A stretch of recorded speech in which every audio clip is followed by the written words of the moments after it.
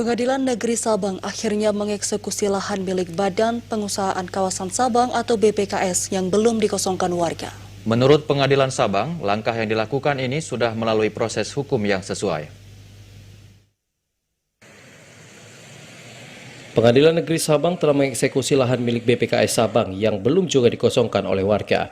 Eksekusi lahan ini terjadi karena sampai batas waktu yang ditentukan tidak terjadi kesepakatan harga antar termohon, yakni pemilik objek lahan dan pemohon yang merupakan BPKS Sabang.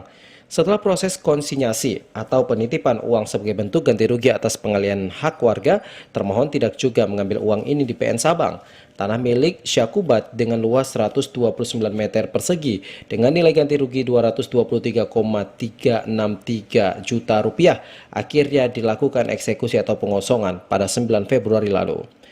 Panitera PN Kota Sabang MDH didampingi Humas PN Sabang M. Rafi menjelaskan langkah ini sudah melalui proses hukum yang benar, apalagi pemohon juga sudah melakukan upaya pendekatan komprehensif ke termohon.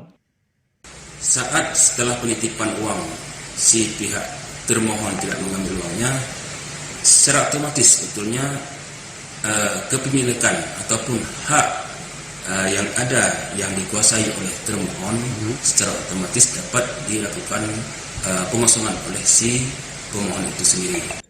Ditambahkan masih ada lahan di lingkungan area pembangunan Pelabuhan Baluhan Sabang yang belum menemui kesepakatan atau harga objek lahan. Namun saat ini lahan yang dimaksud perkaraja belum turun dan masih dalam proses hukum. PN Sabang tetap mengedepankan nilai-nilai sosial yang humanis dalam melakukan eksekusi dan pembongkaran hasil keputusan hukum yang sudah final. Dari Sabang, Mahfud TVRI melaporkan.